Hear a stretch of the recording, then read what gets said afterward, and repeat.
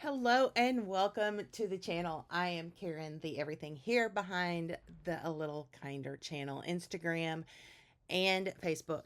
Today we are scraplifting Dorothy from Scrapbooking Quebec. And this layout, y'all, is a fun one. It is a double page layout that would be very easy to bring down to a single page if you needed to, and or add more photos, which is always fantastic. So the first thing we're going to do is gut out this paper. I don't have a whole lot of this, and since we're going to put white over it, there is no point in using full sheets. Next thing we're going to do is cut down the paper so that we are ready to put it over our gutted purplish pinkish paper. Once we do that, we're going to cut down some patterns. If you noticed in that original layout, there were 3 different kind of long banners across the layout. This is one of the things that I really liked about horror layout. It is going to allow for you to do this with lots of different themes. I am also trying to work through my stash, and so this is some very old Stampin' Up! Paper. I think this was actually a Hostess choice once upon a time, and so it is long gone. But if you have some papers that are in any collection, this would really work. Now, one thing that I do want to point out is when you cut down your white paper, because we want this to go across both of the pages, you are not taking off as much on one side. That way your paper goes all the way to the edge instead of just being centered. So I believe the measurements were 11 and a half on one side and 11 and 3/4 on the other. So my pictures that I am scrapbooking are one of my favorite things about Festival of the Arts. Okay, you caught me. I have lots of favorite things about Festival of the Arts, but this one, the mural painting, is a community art piece that you get to interact with. You get in line, they give you a little cup of paint, and it's basically paint by number on the wall, and you make a giant mural. This was 2025's mural that I've got to help work on, and it was very, very fun. It is truly something that I enjoy at the festival.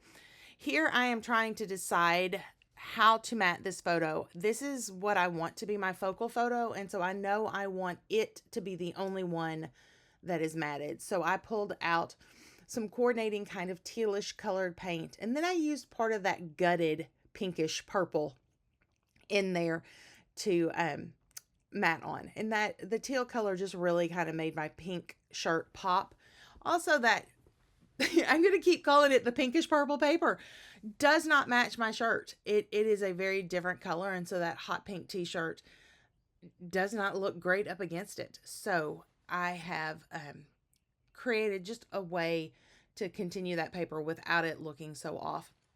Now we're just going to start building this layout, and so we're putting these strips in back and forth. Again, this, y'all, would make a fantastic base for so many layouts. Like in her original, she did gardening photos with some very natural colors, so things that you might find in the garden. And then here I am using bright rainbowy bright rainbowy paper to go with my photos and the theme of my paper. This would make a fantastic Halloween layout. I could see very easily on that right hand side, instead of just the 3 photos going across, maybe sizing them down to 4x4s and having 6 photos going across. Now, one thing I did decide as I was looking at this was that those photos did need a little something to help them pop. And so I'm going to use this little bit of black and white. It's introducing another pattern, which can be tricky. However, it happens to work here. And yes, I do know that I only did 2 sides and not 3. And I'm not 100% sure why I did that, but I did. So I have now created a way for those photos to stand out a little bit. It does look like they are crooked. They are not. I did not use a T-square, but I did line up along the edge, which is a straight edge. And so that is a visual illusion. Our next thing is going to be to stamp out our word festival and our word art. And so I am going to speed this up a little bit to show you kind of the whole process, but go a little faster than the rest of the speed of the video. This is one of my favorite alphabets.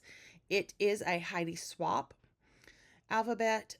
I use it all the time. There are a couple of others that I use as well from Carrie Bradford and from Ellie Studio. So there's several of these kind of open fonts that you can find that are truly fantastic for creating titles with.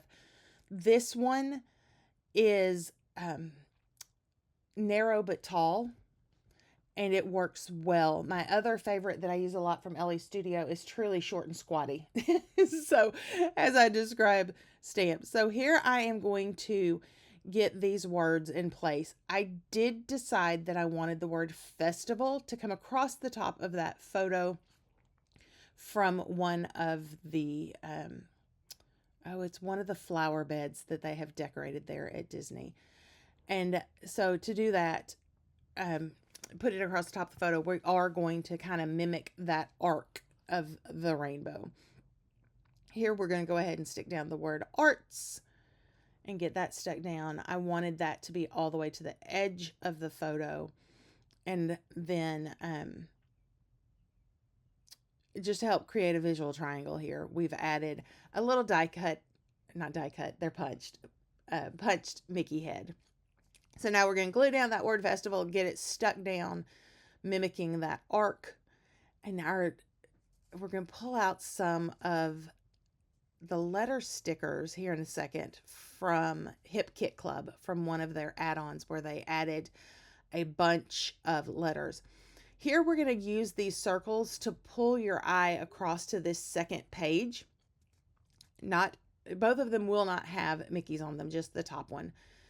The bottom one I could add journaling into if I wanted to. Here are those super cute Hip Kit Club, say that 3 times real fast, stickers, and we're going to put of the arts. This layout, again, I could add more photos to the right hand side if I had them. These were just 3 photos from this one moment in time.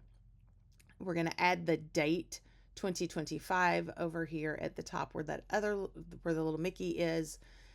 And that is going to be our layout, y'all.